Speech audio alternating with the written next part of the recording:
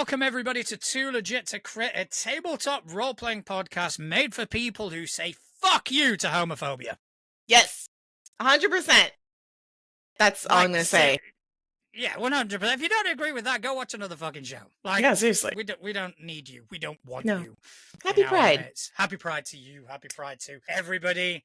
This is the positive side of me where I'm coming out going happy Pride and we love you and, you know, everybody is welcome here. And now the hateful side of me is kind of going, if you not agree with that, well, go do something about it. Yes. Go. I realized I said something in the last episode while we were live. It's like, I'm going to have to edit that out because YouTube is going to crucify me. Yep. Yeah, I realized that too. But happy Pride, and to all of our prideful watchers and all of our non-prideful watchers. It doesn't fucking matter who you are. We are proud of you for you. Yes, 100%. Yeah. And I think, please. I was going to say, just real quick, because I know there's a lot of emphasis on like coming out and happy Pride. If you haven't come out, still happy Pride to you. You come out whenever you're ready. It doesn't have to be now. But I think now, in this current moment in history, this is like more important. Like it feels like we have to be louder. Yes, absolutely. You know? And I feel if you are an ally, you have to be loud as well. Fun fact, I've actually never gone to a Pride fest, Pride anything. I've never been able to. I didn't live in an area where it was safe for that. And now that I'm on my own, I'm kind of like, you know what? There's one this weekend. I'm going to go. So I'm looking forward to it. It's going to be great. The only reason I don't go is for the same reason I don't go to any mass congregations of people. It's just my anxieties. Yeah, 100%. Oh my gosh, yeah. And there's also a million other ways to celebrate. There's digital ways. I know there's a lot of people running charity games this month. Granted, off the top of my head, I can't think of any names officially, but I mean, just hop on Threads, you'll find them. Oh yeah, there's lots of sort of games that are in support of this. Absolutely. Yeah. I'm just very happy. It's funny, I just looked over. I have an Easter basket. Don't ask why I still have an Easter basket out. But it's a rainbow Easter basket, and I'm sitting there going, I should fill it up with like Pride bracelets, put it in the bunny like rainbow basket, and then take it and just hand like bracelets out to people. Yeah, you might as well. That's how my brain works, John. I'll be like so focused, and then bloop, like distraction, bloop, distraction. Like, hey, but yeah, no, happy Pride. If anybody listening or watching is doing one of those charity shows, pop us a line because we want to know about it. And we want to boost you.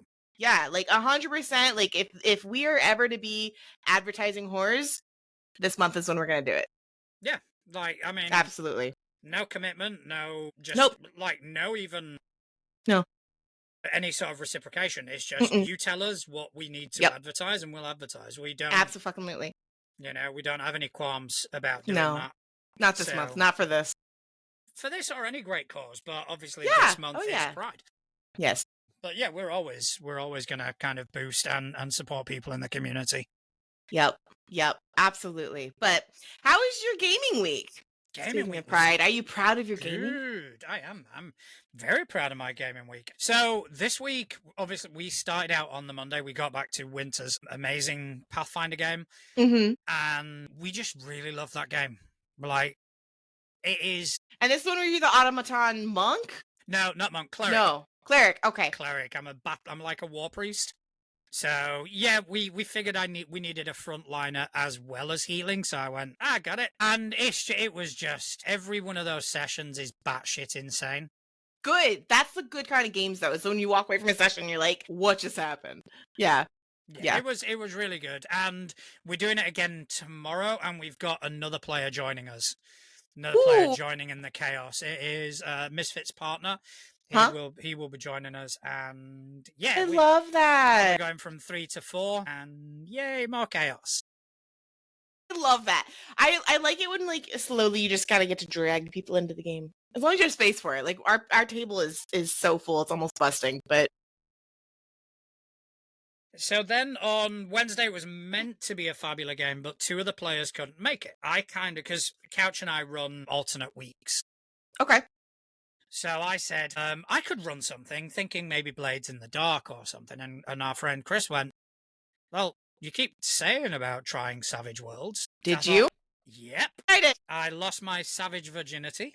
Good. It's about damn time. And it was fucking amazing. What a system. Good. We even though, because we were, the whole objective of the session was to learn the system.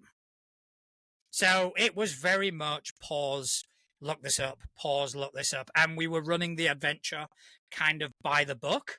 Okay. But even then, I was seeing the potential of this could be good. I saw the potential of using those tools to tell a better story. Good. It was fantastic. As well, we brought in a new player. Did you? Who's going to be joining our Delta Green game, but okay, that's the one you said you're gonna like slowly ease into, right? No, he's going in the deep end. He's going in partway through Impossible Landscapes. Jesus. Okay. That is not easing. That is just that's a sink or swim situation. He'll swim, no problem. Really? Yeah. Have they ever played before? I think he may have played D&D at one point, like a long time so ago. General concept. They're not stranger to gaming. I mean, he got dumped into Savage Worlds on Wednesday. So he'll be fine. It was fine. It was like, oh yeah, I enjoy this. Yeah. Just big shout out to chat, because I didn't say hello today. So, hey everyone in chat. We've got Connell in there, we've got Stefan in there. We've also got Corey in there. How you guys doing? Oh, glad y'all are joining us. Yeah. I love Savage. It's so good. It is, and I can easily see it becoming my sort of go-to system. It's the reason I like it is because you can almost use it for anything. Almost. I say that with parentheses, but yeah, it's good. I will probably be putting that to the test. I've got a lot of ideas for a future campaign, and it is a campaign that will lend itself to multiple settings. Okay. So, yeah, I'll probably be testing the limits of what Savage Worlds can do. Keep me updated on that, because I'm very, very curious. I love systems. I love exploring new systems, but I'm also very curious as to how far you can push a system before it's like it quote unquote breaks. Like it can't handle the concept. But I keep trying to come up with this campaign idea, and the more I come up with the campaign idea, the more I'm like, I should just make this into a system, and then like, no, I should just write a book, or maybe I should just illustrate it and do concept design. Like I can't focus in. It's just like I have this like little idea, and like, oh yay, and then boom, I'm like, no, I need to like rein that sucker back in, and I don't know how to do it. So I mean, why can't you start it out as a campaign, play it, then potentially write a book? Because people have done that before. Yeah, people have written books of their campaigns. Yeah, they have told a story based on that campaign. Yeah, and I've also thought about like taking a system and then sprinkling it. Oh, they are. One of my players is. They're wanting to write, I don't know to what extent, but they're wanting to write the story of the campaign that I did, the Pathfinder 2 campaign, from the perspective of her character. Oh, interesting. So every now and again, she'll sporadically message me and just kind of go, when we did this, what was it? And I'm like giving her all the information. And I love that. And so, so she is actually writing a book on our campaign. That's fantastic. I write, no matter what game I'm playing in, I write. So for this current game, I'm writing letters home. First person of my character. So that's always fun to go back and reread it. Sometimes I'll write scenes like that don't happen in game. It's like the behind the scenes situation. I love writing. I miss writing, but you have an idea there. I'm thinking maybe I should start with like a campaign and a system, but then sprinkle my own like sprinkles. Like this is a mechanic that I want to test out before I blow it into something else, and just be kind of like, hey, sprinkle. We all love sprinkles. Not only that, if you're wanting to write a narrative based on the campaign, there's nothing better than figuring out plot holes than players. Mm-hmm. So you come up with this thing. If a player just kind of bypasses it because there's something you didn't think of, you can go, oh shit, I could put that into the narrative, or I could change that narrative and embellish it in another way. Yeah, I love my players' creativity because fucking hell. Yeah. So speaking of our game weeks, we did a double feature last week because it's Memorial Day weekend. So we ran 2 games in one hit, which for me as a GM is always like, that's my like crowning glory, is when I can get a good full session in where the players feel satisfied, but I hit that timing mark. For me, as like I don't say type A personality, but like control freak that I am, I'm like, yeah, I did good. So we split the night up into two shifts basically. And I did it. And I hit it right on the mark with even some extra time for players to like, okay, go get your character sheets, go to the bathroom. This is like intermission, take a snack. And then the other GM, Connell, took over for his game the second half of the night. So it was like a double feature movie, and it was really good. But my players are absolutely psychotic. They're talking about it is. I loved it. It made me so happy because we're talking espionage. And I thought one of our players plays like a super sneaky, stealthy, like tunnel dweller. And I thought this was going to go down the route of like, he's going to go and be super sneaky and like report back to the group and they're going to come up with a plan. No, they just go all glory blazing bravado. Two characters come up with some bullshit lie to get to the general's tent, while the other three characters, I apologize. One's a druid and turns into a great eagle, and just like kamikaze drop them all right on top and into the general's tent. And I'm like, as a GM, I'm going, what the hell, Macy? It was so good. And I was just like, okay, I was expecting, but let's run with it. It was so much fun. They're crazy. My table's crazy. Absolutely crazy. It's a good thing. It is. It keeps it from being boring and like, oh, well, yeah, this is the story. Obviously, they took the whatever. No, like they come up with their own ideas and I love my players. They're so genius and creative and they keep me on my toes and they're not boring. And I love every one of them. They're great. I gush about my players. They're good. So are you gaming again tonight? I am. So it was my game and then it was Connell's game, which like his game is so intense. His is on the flip side, like so intense emotionally. Like we are constantly doing mini scenes between games in his game, between characters. So our characters can like hash out emotions and stuff. But no, it's my game again tonight. I am GMing, so we're gonna figure out if anybody survived the dive bombing of the tent and that's what I do. I do like to end on cliffhangers. So they literally dive bombed the tent. I'm like, all right, and that's it for tonight. Everyone's face was like, oh, come on. I'm like, yeah, I enjoy doing that as well. I enjoy getting to a point and kind of going, and we'll see what happens next week. And you fucking bastard. Yeah, and that also for me, it gives me the opportunity to create a little bit of tension because then I kind of get to pick and choose which player's point of view I start back up with, which I think I know what I'm going to do. It's going to be good. I'm excited. I'm really excited for tonight. It'll be good. Good. I'm really glad. Yeah, next week we Delta Green, new player in Impossible Landscapes. I've also got a Winter's Game again with a new player, and then I think I want to set something up for the weekend. I don't know if I'll be able to, but I want to set some good old Delta Green up for the weekend. So yeah, keep your phone by. I'll keep my phone on. Keep it phone charged up. Buy all the good things. Because I do believe I've got a weekend next weekend where I don't have the kids. They're away on holiday. My partner's working, so you have a good weekend ahead of you. That's fantastic. I prefer it when I've either got the partner or the kids. I've got a lonely weekend ahead of me, and I need to find something to fill the void to beat my crippling fucking loneliness. I mean, I actually was just talking to my therapist about this because I'm like, I love it when I have no plans. It's just myself. I can do whatever the hell I want, but I never do. I always fill it with something because it's like I can't be alone with myself because then the thoughts are too loud, and I'm like, drama. I hate it as much as I need it every now and again just to kind of get a moment to myself. I hate it because after about 10 minutes, it's like I want to do something. I want to find something to do. Well, I have tons of things I can do by myself. That's never my problem. My problem is like, do you ever? There's a name for it, and I know like a lot of people have this, but I'll have like a million things I want to do or need to do, and I don't know where to start.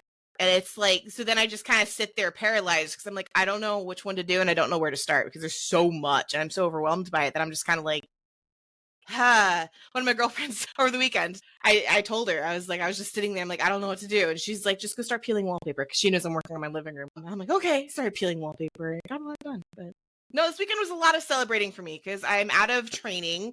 I graduated out of Mod 2 at work.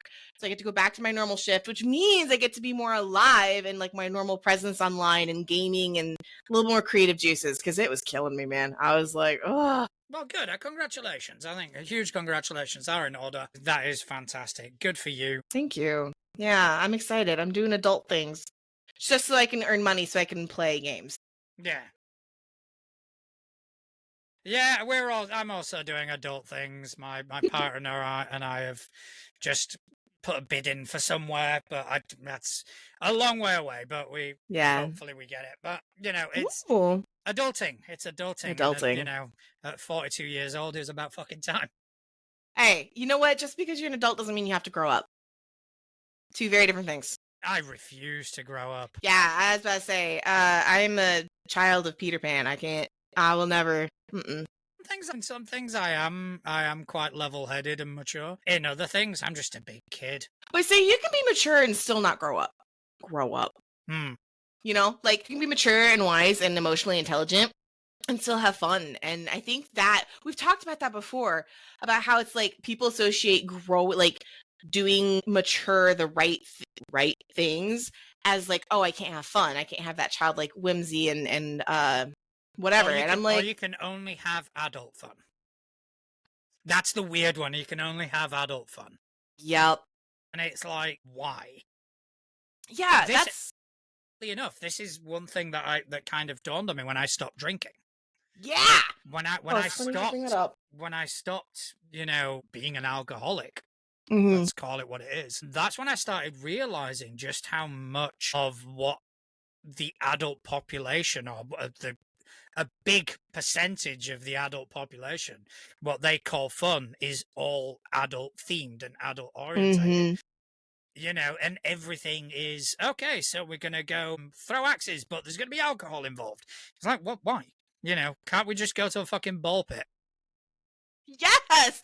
See, and I have no problem with people who want to drink. Like, if you want to drink, you can drink. I will never look down on people who drink. But my old group of friends in Indiana, I always had a little bit of an issue because it was never a like, let's go have fun. It's like, let's get completely drunk first so that we can have fun. I'm like, there's something wrong. There's something wrong if you can't have fun just being yourself. Like, and that always hit hard for me because I was like, just people as adults need to learn how to have fun. And that's what I also love about this hobby, is because it really helps people like, oh, let's have fun, even if you're making your players cry.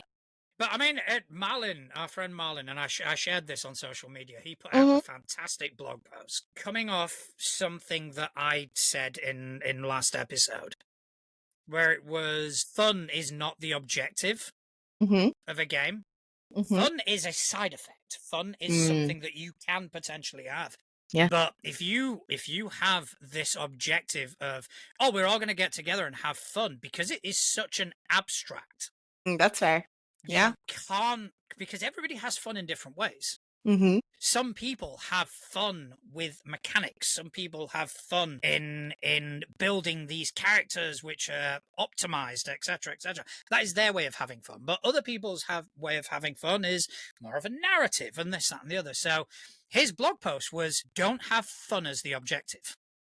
Play the game and let fun be a side effect. Let fun be something that happens. It shouldn't be, oh, we're all going to get together and have fun, because I guarantee you, when I run a Delta Green game, my objective is not for you to have fun. Yeah, but I'm going to have fun during the process anyways. My objective is to scare you. Yeah, but see, for me, being scared is fun. My hair is way too thick. I gotta chop it off again. Fun is a byproduct. Yeah, absolutely. And like, I don't even think that you probably couldn't hear that. Yeah, absolutely. I think that like when I say like get together and have fun, it's not like, oh, we're getting together to have fun. For me, it's like find that fun for you. Like, you don't need to force other people to have the same kind of fun as you. If that makes sense. Yeah, I mean, even because we were talking about it in the last episode, where some games are heart-wrenching. Yeah. Some games take your emotions and they squeeze them to within an inch of their life. That, for me, is not fun if I'm on the receiving end. But it doesn't stop my enjoyment. Yeah, that's fair. That's fair. Because, like, same. We had an episode session. I think it was last session or the one before that, where, like, everybody, it was heavy. It was heavy. And we all ended, like one of our players messaged the group. He's like, hey, if you guys want to talk afterwards, I'm game. And the other player went in character, out of character. And he was like, both. Because it was so heavy. Where it was like, oh, man. But it was still good. Like you said, I enjoyed it. It was really, really good. And then, yeah, I don't know. It's like Pride Month. It's like Pride Month. You know what? People are going to love who they're going to love, and they're going to love the way that they want to love. People are going to have fun and enjoy things the way that they're going to have fun and enjoy things, and that's okay. I mean, Connell just put in the chat that his goal is to make the players think and to make them feel something. If they just show up and go through the motions, they're failed. And I agree that 100%. Whether those emotions and feelings and thoughts are positive or negative is irrelevant. Because it is all about the engagement. It is all about creating a compelling and engaging story. Yep. Fun is, again, it's something that happens to you. It's not something that you can strive for. Yeah. Then I could turn around to you right now and go, right, Atlas, have fun right now. I mean, that's easy for me though. I mean, as long as we keep it so we don't have to publish this on another site. Wrong person for that analogy, but I do understand what you're saying. You're totally right. Yeah. Like, it's such a vaguely like generic thing people wish each other, like, oh, have fun. And it's also in this community, I think it does become something of a platitude with people who are very vocal in the TTRPG community have gone, as long as my players have fun. It's like, well, is it though? Yeah. I think it's just such a bland, generic statement, which is so non-committal that everybody seems to be using it nowadays. And I feel like it also depends on the genre of table you run, because we've talked about how like certain GMs have certain types. Doesn't matter what they run. Like, they just have a type of feel to the games they run. So, like, if I'm going to sit down at your table, John, I'm not expecting a comedy. I'm not expecting a fun, lighthearted, funny motherfucker. You're funny, but not in the way that people would expect a comedy. I'd be remiss to expect that from a table where you're GMing. And also, like, that's such a Come on, you get it. You nearly disservice. It's such a disservice to you as a GM. I did it. Can we just take a moment to congratulate Atlas for getting words out? I did, all by myself. I need to create something that comes along the bottom of the screen that says something just like she did it. Just a little gold star sticker. That's all I need. Where is it? Can I do it? Oh man. But no, it would be a disservice to you as a GM if I was like, oh, all right, John, run a fun game for me. So for me, I wouldn't sit down at your table and be like, okay, make me happy. I did it. Yeah, I've now saved that. Oh God. So I need a way to just kind of go, oh. Yeah, but there's even the confetti and sprinkles and stuff. I will find a way to do that. Don't worry. Okay, good. But yeah, no, like if I wouldn't expect that from you, and I wouldn't sit down at a table with Connell GMing and expect it to be a comedy, lighthearted, ha-ha game. Like even the game we're running now is very Ghibli, very anime coded, very coming of age story, and it's intense. It's very emotional. He always has these super emotional games. I have discovered my genre. I'm not going to say it because I have players in listening that I didn't realize was my genre. So, yeah, I want the players to enjoy themselves, but whether that be having fun, whether that be feeling something, whether that be having a moment of disconnect from the real world and being able to explore something in an alternative world, as long as my players walk away satisfied. So I'm a good dungeon. I mean, I do like comedy in my games, but then again, like even in Delta Green, I will inject comedy. Yeah, but that's just it. Injecting comedy doesn't necessarily make it a comedic game. I am very remiss to kind of get together a table of people and go, this is going to be a comedy campaign. Yeah, no. Because I don't think it will be. Right. Because I think you'd be putting so much effort and so much intent in trying to make it funny that it won't be funny. Like, the funniest moments in my campaigns have always been off the cuff. They've been improvised. The day Couch and I improvised for 25 minutes a conversation between his character and an NPC that went to very, very dark places. That, for me, was one of the funniest fucking times we've ever had at the table. But it wasn't in it wasn't in a campaign where it was like, this is all about fun. It's like, no, this is a campaign where some parts of it you're gonna really enjoy, you're gonna laugh, but other parts I'm gonna make you fucking cry. Yeah, well, that's the thing. I remember who said it. Someone smart on some sort of something said that, like, if you want to make someone laugh, you have to make them cry. If you want to make them cry, you have to make them laugh. Because, like, just one emotion is so monotone. you know? Who said that? I'm trying to remember. I don't know, but you've got the old adage that tragedy and comedy are two Mhm. sides of the same coin. Exactly. Also, in the chat, remember the hostage situation and the inmates? That was tense. What hostage situation? Oh, the one where you murdered someone. That's right. No, that wasn't the hostage situation. Like a Hostage dude that. situation was where they expected me to murder someone and I didn't. Why do I not remember that? That was the bank. That was, I think it was the first time we had Cypher with us, maybe. Maybe. And we were at the bank, and yeah. I love what Corey just said in the chat. Comedy can only happen naturally in a game, I think. Then he puts, I think. It's such a small needle to thread to make it work otherwise. Like, forced comedy is always obvious. Forced anything is always obvious. Like, whenever I'm, like, even flipping through TikTok or anything, you can tell when something is, like, so forced. Like, oh, I'm doing this in order to do that. And it's like, I don't know, or you could just do a story and what comes will come of it. Like, You know, I mean, most of my games do have a comedic element. Because it's my nature, I make jokes. And the nature of the table I'm playing at is exactly the fucking same. uh-huh. However, we've got two tables which are, for the most part, the same players. Mhm. We've got Couch's Fabula game and my Delta Green game. The comedy is very different. Yeah. The comedy in Delta Green is very situational, very sporadic, whereas the comedy in Fabula Ultima is very unrelenting because it's a more light-hearted game. But at no point is it a comedy game, because I think that'll fall flat in any time you try it. Absolutely. I let my players be the comedy, to be honest. Like, they do it on their own. Like, I don't even have to, like, try. There'll be a super tense situation and they'll say or do something and it's just so hilarious. Or even, like, the dice will do it for you sometimes. Like, situation where, like, last game I had, it was a perception situation, right? Where the Dragonborn was someone not fall off the roof. However, what half of his team saw was he was about to throw someone off the roof. So, like, it was just one of those things where it's everyone's reactions, they got so into character. It was hilarious. It was a really tense situation and actually could have led to something horribly awful, but it was hilarious. It was so funny. And then, like, two of the players decided to go create a distraction in the bar. So super serious, like, campaign. There's genocide, there's war, like, literally you can hear horns from the army about to come into the city, and here they are absolutely making me laugh. So, like, my players are amazing. Again, I cannot ask for a better table. They're so good. Yeah, comedy just needs to happen, like Corey said. Yeah, it's, you know, and it's the funniest times are always going to be the least expected. Absolutely. But least expected is the best, in my opinion.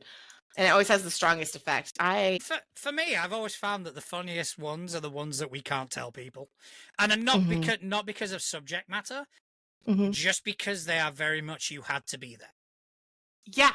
Oh yeah, yeah. Which is always such a phenomenon. Like, I want to know what that is about the human brain, because it can be in the moment, in the situation, it's so funny, and then you try and recap it like the day later, telling someone about it, and it's kind of like it was funnier when you were there.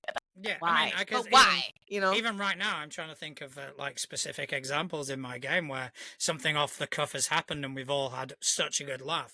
Yeah, but it's like, well, it's not going to be the same. It's not. No, the moment has gone. Yep. A huge component of comedy is timing. And comedy, and also I think, like, emotive experience. Like, if everyone is feeling the same thing and they have that same jarring yank of comedy at the same time, like you said, that timing of, like, whoop, the rug being pulled out from under them, they all experience it differently than you saying, yeah, and then someone walked into a room and that rug was pulled out from under them metaphorically, and they're going, oh, okay, cool. That's it. And I found, have you found that in general with TTRPGs? Because I don't only talk about this hobby with you. I've got plenty, like a lot of friends that we do talk pretty much exclusively about games. And people will come up to me and kind of go, right, in my game, this happened. They'll tell me a whole thing about this, and they'll go into, and then there was an AC of 50 and blah, blah, blah. And I'm sat there going, fuck, this is boring. Is this what I sound like? Holy shit, I'm bored. Moment where people tell me about their games and I go, like, wow, I'm bored. I have moments where people will tell me about their games and I'm like, I don't get it. But I think that's a me brain thing, because when I have, like, the question of the week and people write in their stuff, I understand it. I can picture it clearly. It's great. When someone is verbally telling it to me, I can't. I'm like, I know you just said something to me, but I don't know what you just said to me. Like, yeah, that's a point. I think written is definitely different. Yeah. Because when we read the questions, I can very much envision Right? Yeah. what's happening. It's because we all like to look at dead trees and hallucinate. Oh, clever. Ooh, I like that. That's a t-shirt. Yep, exactly. That's a t-shirt. We should do it. It'll be an open book. Yeah. Maybe we all like to look at dead trees and hallucinate. Absolutely. Is that? Did you steal that from somewhere? Or is that a you quote? Like, me and my friends have always said it. I don't know who said it first, so they might have stolen it from something, but yeah. Do a t-shirt design. Do a t-shirt design. We'll get it on the thing. We'll get it on the like merch stare store. at dead trees and hallucinate. Speaking of the merch store. Yeah. Check out our merch store where we've got plenty of t-shirts, we've got hoodies, we've got desk mats, we've got mugs, we've got all this fantastic stuff. Really good quality. We've got branded stuff, we've got the Moves Like Atlas, we've got the waffles design. So, if you want to support us, you can do that monetarily and get yourself a little something in return. Or if you just want to support us monetarily, go to our Ko-fi page and subscribe to our $3 a month tier, which will give you exclusive access to the Traveler's Chalice, which will give you an insight into the inner workings of the show and give you valuable input into the direction that we go in the future. And if I understand that money isn't always available to everybody to be able to kind of splurge out on some random fucking show on the internet. So tell your friends about us, like, subscribe, do all that stuff because it will help us out massively. It will. Chat, though. Did you just read chat? You need to read chat. What Corey just said. Where am I reading from? Corey. I want you to know that is noted, and I'll remember that for next time. Next time I hear Corey say, that's amazing, I'll be like, you heifer. That is true. No, to be fair, I do the same thing. If I'm not 100% there, I'd be like, I don't know, my keyword is like I think it's oh wow, like oh wow. Like, I'll be looking at my phone, someone's talking to me like, oh wow, because oh wow could be good or bad depending on what they just told you. I'm ratting myself out to anybody who talks to me. No, but I think you have a very solid point that when I read it, I can almost envision it better. Whereas if I'm just listening to it, I lose the thread of what they're saying. So by the time they get to the end of the story, I've kind of forgotten the beginning. Or if you're like me and English sucks, I'll try to explain something to somebody, and halfway through me stumbling through my words, I've lost them. It's like, okay, that could have gone better. But speaking about reading people's experiences, etc., you did put out a question this week. I did, and I thought I saved it in Trello, but I didn't, so I'm actually uploading it right now. See how I can multitask? You can multitask. I can multitask. Okay, so my question for this week, Pride Edition. Yeah. I just ratted myself out. Corey's like, oh, I'll keep that in mind. Oh, wow. Obviously, if there's eye contact, just disclaimer, if there's eye contact and I go, oh, wow, I'm genuinely listening. But if I am not making eye contact with you and I say, oh, wow, yeah, I don't know what it, yeah. All right, so question of the week. I wanted to know, in your game, for GMs specifically, I mean, players too, but GMs, this is kind of something I wanted to know. What's your favorite way to include everyone of all peoples? Favorite NPC, player feedback, a mindset you keep yourself in? And if you don't, do you think you should? What are some ways you want to try? I also put the disclaimer out there that I did not want to hear anything about checklists or session zeros or automatic responses. Because I know that's super trendy right now to like send an automatic message of like, oh, well, if you don't have like 2 players of this color or 2 players of sexuality, I won't play in your AP. That's not what I'm talking about. I'm talking about at your home tables. How do you make sure that your space is safe and inclusive? And I know it was a hard question, so I knew we wouldn't get a lot, but I wanted people to think about it, right? Clearly a dinosaur responded with, which, by the way, what an epic username. I love that. They're I interact quite a lot with them, or they interact quite a lot with us. They're yeah, come on the show. Come join us in the chat. Come hang out. Yeah, come hang out with us. Jeez, what else are you doing on a Sunday? Well, Atlas is a nice person. I'm all right. I'll beat him with a stick till he's nice. It's fine. No, won't work. Won't fucking work. It's clearly a dinosaur. One of my games is at a pride center. And so that game is just inherently queer coded by the nature of the environment. In general, though, people want fun NPCs. There's that F word. There's a tavern owner that is always in drag, a trans member of the Thieves Guild that uses potions to look like the gender he identifies with, very openly pansexual chaos monster named Hesh that nearly all players in all games go holy bard mode on. In all of my games, LGBTQ people and couples just kind of exist everywhere. I like the idea of not making them token characters and more just like, this is the world. They're out in the world. It's a normal thing. Normalizing it, I think, is super healthy in games. Making it a token character and like a caricature, I'm totally against. But when it's a genuine, like, no, this is a normal thing, I love that. Yeah. I love that pretty hard. And I think it's kind of hard to pull off well, but it sounds like he's doing a pretty good job. And then Corey Painter. Da-da-da. I have a handful of queer NPCs in my major campaign. One is also a character I play who is gay, and then in parentheses, I am pan. And incorporated as an NPC unless we change DMs. As a lesbian couple who have shown up a few times, I always have inclusion in mind, and I sit with characters a long time and try to see what makes sense. I don't have a checklist, but I think long and hard about each character I come up with. I expand on characters by doing episodes between long recording breaks that explore NPCs. I am interested in expanding, or one of my players want to know more about. I did one with a lesbian couple where one set up a whole elaborate theft thing for the other, and they didn't know. And when they stole a ring to deliver it, she realized they were by the sea, and her partner was waiting there for a ceremony. My concern is feeling like I am putting in characters to just put them in. I realized I was paying in my mid-30s and have been imposter syndrome regarding my sexuality. Corey, I feel you, man. Whoa! I just knocked over my dice box. It's okay. It's fine. All right.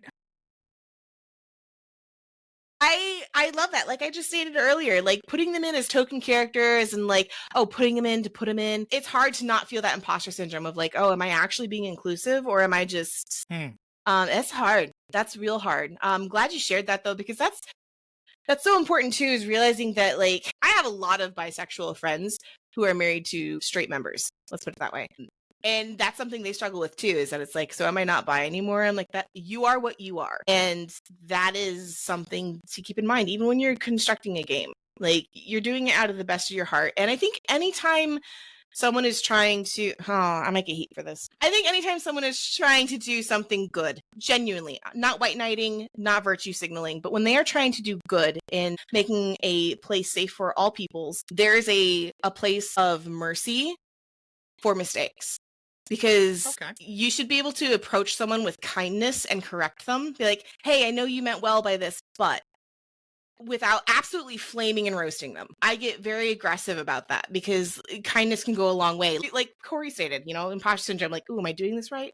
I love that. Like, you saw me. I was like, oh my God, I love that story. It's beautiful. And I think that as long as you're doing your best and you're not hurting anybody, I think that goes a long way. I think imposter syndrome obviously is something that a lot of people struggle with, but I think to a certain degree there is a place for it. I think there is a place for it because, at least for me, it keeps me on my toes. Yes, and it keeps you in check. Like, it's a little bit of an accountability. I don't like imposter syndrome. I hate for my friends to experience that. I work against it. But it is good to always have that voice in the back of your head of like, am I balancing this correctly? I think that can be healthy, but to an extent. I mean, for me, right now, because I'm running mainly sort of pre-written things, I kind of go what's in the book, and I use the material that's there for me. Some of the material is queer coded. Some of it, is fantastic, but not all of it. But what I started doing is in my homebrew campaign is when I rolled an NPC, sorry, a lot of these things were part of that randomization. So gender, it wasn't male or female. It was male, female, trans, non-binary. And I had all these options where I would roll, and whatever the result came out, that's what the character was. Yeah, I love that. I actually really, really love that. Like, just like the world, like, I'm not going to dictate what something is. I'm going to let the dice dictate it because that's kind of how the world works. And actually, Connell just brought it up in chat. I didn't realize this when I asked the question. But yes, Connell, to answer your question in chat, our whole table is now LGBTQ+.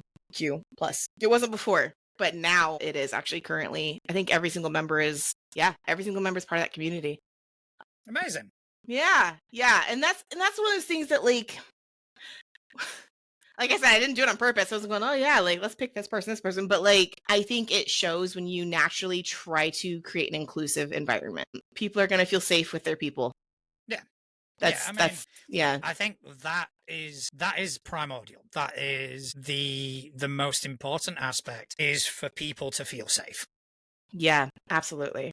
And don't get me wrong, I have not always had this mentality. Mhm. I've not always had the same sort of, let's call it what it is, morals as I've got now. Yeah. But I've had to learn.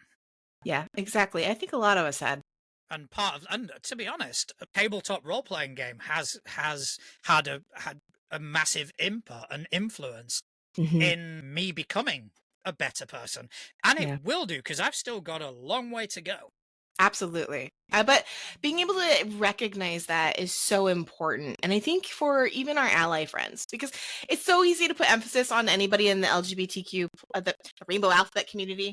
Sorry, my English is bad enough in the first place. I'm going to fuck that up. Like it's so easy to emphasis on that, but like also like to our allies, like our allies are so important, because keeping that mindset open of like, I'm willing to learn. Like there's so much more I still have to learn. Like I don't have all the answers. It's so important, because I know a lot of people struggle with it. A lot of people have been raised in one way or another, and there's a lot to learn. It's a lot to learn. I actually really love what Corey just posted in chat. I'm saying he agrees with our aspect of the imposter syndrome, but all I want to do is support and celebrate everyone. I'm a white dude in a straight projecting relationship, and I do not want anything to come across insincere.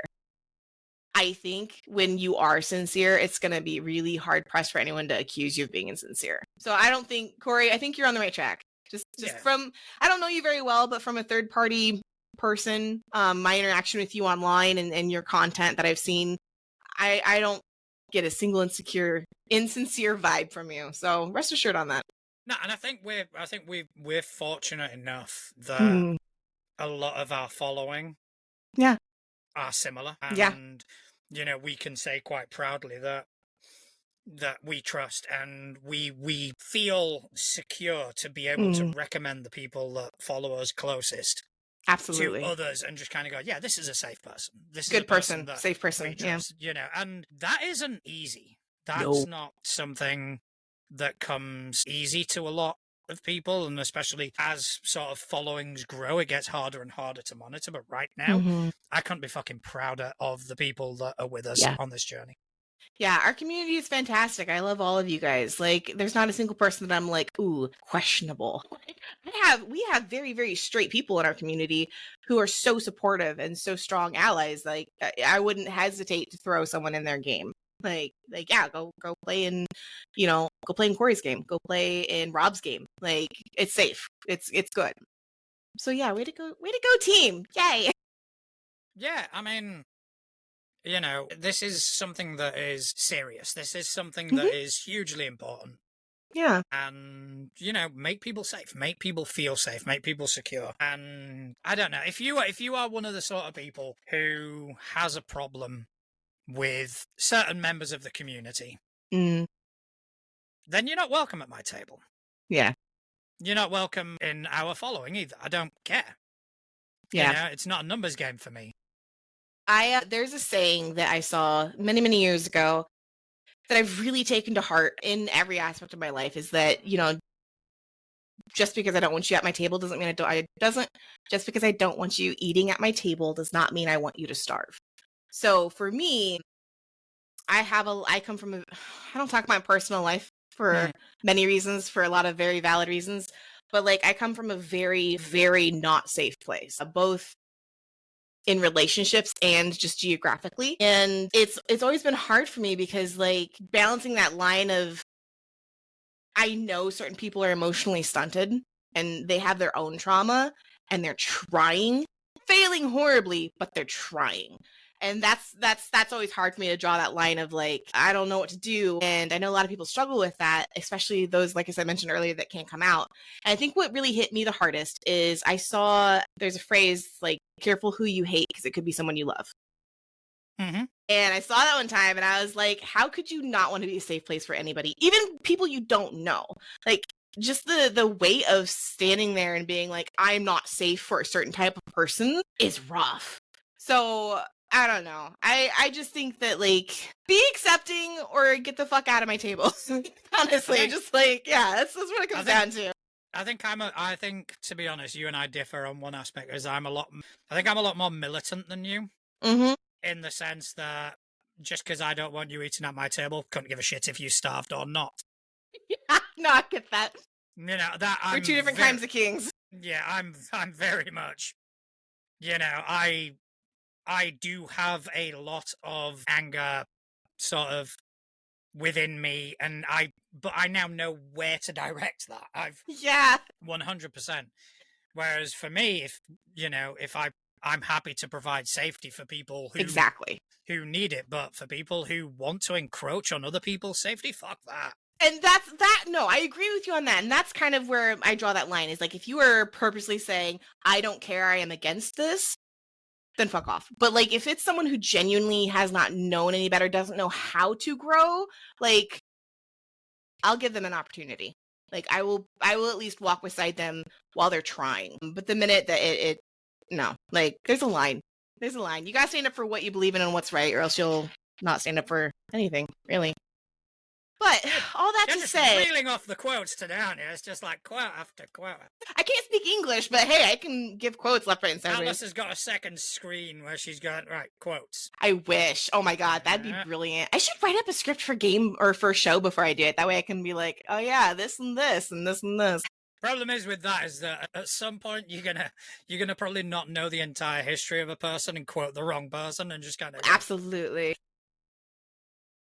Something I saw on Instagram where it was some guy reeling off some sort of life philosophy. I'm not really going to go into the specifics of it. And it was one of these philosophies where you kind of go, you know what? I think the guy's got kind of a point. And then you start reading the comments and then it's all like, but this guy did this and that. And that is like, oh my god. Okay, that's somebody I really don't want to take any cues from. Yeah, no, you don't want to quote that person. On a much lighter situation, I remember Sammy was talking in one of our discords about something about like the something mango, the tangerine something, and I was so offended.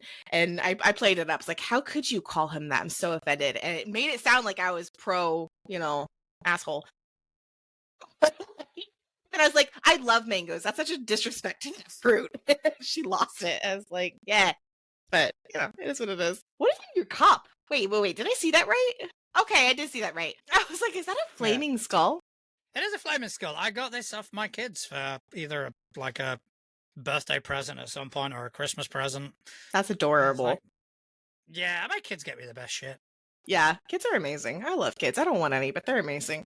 And now that my eldest is at an age where he does have a genuine input on what gets bought for me. Whereas, when they were younger, it was like very much, mum would go out and pick a present for me and I'd do the same when it's her birthday. But now they're at an age where at least my eldest is like, okay, so what should we get, mummy? And they'll pick something out genuinely heartfelt and genuinely thought out. Love that. May need a bit of prompting every now and again. Yep. Especially my youngest, who will just kind of go, I like that.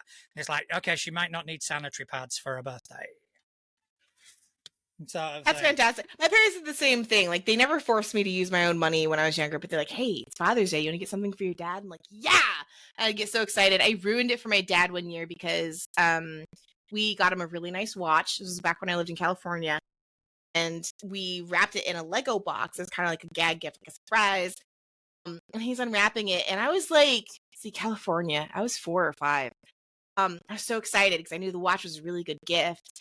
And I helped like pick the wrapping paper. And he opens it and he sees it's a Lego box. And you could he was kind of looked at it confused, which little me took it as like, oh, he's sad. And me is like, oh no, don't worry, Daddy, it's actually a watch. So like, I was so bad at keeping secrets as a kid. So bad. Even now, I can't really do it. I mean, as much as I'd love a watch, I would also love a Lego set. Right? Oh my god, the Legos. Listen, if I had money to blow, which I don't, the Rivendell Lego set. My god. I'm not seeing it. It's so good. It's so pretty. I want it so bad. I have like mini, like the Funko Pop minis of like the Hobbit stuff because my girl Megan knows me too well, and she got me like the whole collection of all the Hobbits and Aragorn. And all I'm like, if I got the Lego Rivendell, I could like, put them in there and like play with them. And I'm It's so fucking prohibitive nowadays. It's so expensive. so expensive. Well, I think the Rivendell set's like $100 or something. That's not too bad to be It's fair. not bad because it's like a whole. I think. Watch me say that, and it's like jumped up in price to like 5 million or something nowadays. Let me look. Let's see. Oh, wow, if I could spell. Oh my gosh, y'all! Yeah, like, it's not $100. oh yeah, no, there's 500. Yep. Uh, Yeah, and the thing that gets me, as expensive as it is, I was in London with my partner a couple of weeks back, and we went past the Lego store, and there were queues to get in. Like, oh my god! you know, it's just it makes money. Wow. Hand over fist, and fair play to them. Yeah, I guess. Oh, there's figurines that come with it. I didn't realize that. Oh my god. Okay, so ladies and gentlemen, we have lost Atlas. Absolutely lost me. As she is looking Yeah. at the Rivendell Lego set. So in the meantime, every week I kind of pull something out of my collection that we take a look at, and we try keep it in theme. Last month was difficult for me because I don't have that much 5e stuff. Proud of you though. You managed to do it. Like you did it. I did. But in this, I do have a lot more for this month's theme. Okay, so because it's the first one, and I figured I would bring something in that was LGBTQ coded, but I would try and be a bit subtle with it. So I went for a system called Sapphic Space Pirates.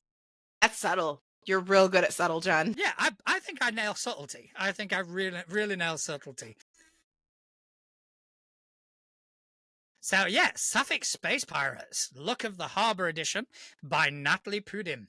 This was part of the trans rights bundle that I bought last year. Fantastic bundle. It was 500 fucking PDFs, which boosted my collection massively. Yeah. And this was in it. This was absolutely fantastic. Now, this is a GM-less and diceless system. So I know Atlas is going to kind of go diceless. However, there is a diceless game... and GM-less. Does it have other players, or is it just a book? Yeah. No, it has other players. It is for multiple players, and it does have a system of sorts. So the system... See, the thing is, I look these things up beforehand and then completely forget about them when I need to present them, which is fucking annoying. But it is... Ooh, pretty. Also, it's space, it's pirates, like it's up my alley. It doesn't matter. So it is a game that uses the belonging outside belonging system. It doesn't use dice, but each character has weak moves. And when they say weak moves, they're more negative. But every time you do a weak move, you get a token, which will then allow you to do a strong move, which is more positive coded. All right. And the whole system is based on that. However, there's a lot more to it. You get to build a ship. So each player chooses one positive feature, and it can be like small fighter bay with 2 fighters. It can be a ship cat, bar full of exotic liquors. And then the crew, they choose 2 drawbacks, where it can be the notorious and hunted, it can be dodgy, registration and attach previous owner. So, you've already got could be fun plot hooks with the ship itself. As a crew, then you decide what you're leaving. There's suggestions here. You decide where you're going. So everybody together as a table, you decide the confines of the narrative. Love that, actually. And then you've got your playbooks, where we'll take the first one as an example, where you've got the veteran. The veteran, you have got an objective, which is, can camaraderie soothe a wounded soul? Are you a hard ass? Are you soft in your old age? Can you finally make time for love? You pick a name, which they give you parameters for which your name would come from. You choose your form, your gender, you choose your eyes, but then you can add a couple of more traits where you get to personalize your character a bit more. And it is very much prompt based. Okay. So you get prompt. Why is this ship your home? It says after the war you just kept sailing, or you sacrificed everything. All you have left is the void of space. What picture is in your pocket? So everything has narrative prompts. Okay, interesting. All right. Okay. After But how everyone do you just pick it? You don't just pick it. roll? You Okay. create your character. There are no dice in this.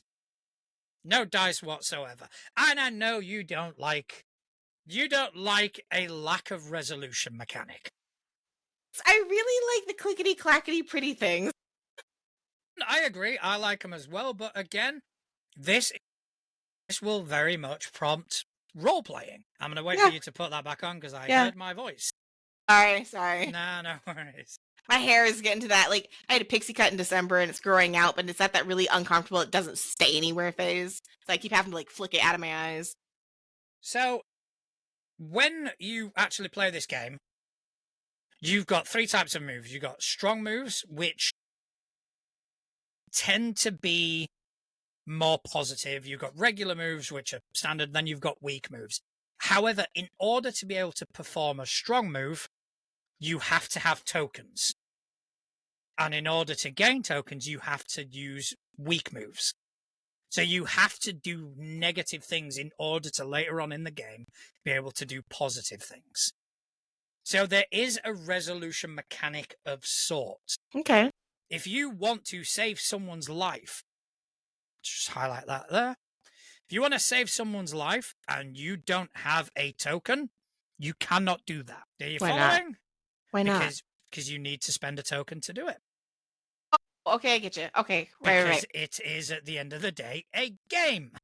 Yep, that's fair. And that is the mechanic of the game. You need to have these tokens in order to spend things. So in order to gain tokens, you have to do the negative. Are the tokens just for, like, anything in general, or is it like just like, oh, the super good things, like you said, saving someone's life? Like, yeah, the tokens are for them. The tokens are for the get out of harm's way. Know just what to say to get the best out of your crewmate. Save someone's life. I see it very much as moves from PBTA. So basically, all right, or exertion points, something like that. Yeah, save someone's life could take on a million different forms. Yeah. Okay. Open up to someone could take on a million different forms. Unless you have the tokens to spend, you can't do that. So there isn't a random mechanic, but it is very much resource management. Which I do actually like. Yeah, so you have to be, at some point, be a bit of a dick. In order to gain these tokens. Yeah, but I feel like as a space pirate, that'd be easy. I'm for it. I'm absolutely for it. Especially this one, the veteran. So you are playing someone who is quite cold. So if you come off as cold and hard, you gain a token which you can use later on in the game when needed. Yeah, like that. It sounds fun. Like the F word. No, but for real, like this game sounds fun. I think I'd really enjoy it. The like pick and choose in the beginning might drive me a little nuts. Like I might roll dice to find my stuff anyways, but no one's stopping you from doing that. Yeah. Just because for me, like I love customizing characters, but at the same time, if I can pick and choose whatever I want, sometimes I let myself down. Whereas if I just randomly let the dice do it, I'm like, oh, this is interesting. I never would have thought of this. I want to try this. You know what I mean? Oh yeah, definitely. And like Stefan said, it could be adapted quickly for dice. Yeah. So like any game, you can take it and do whatever you want with it. Yeah.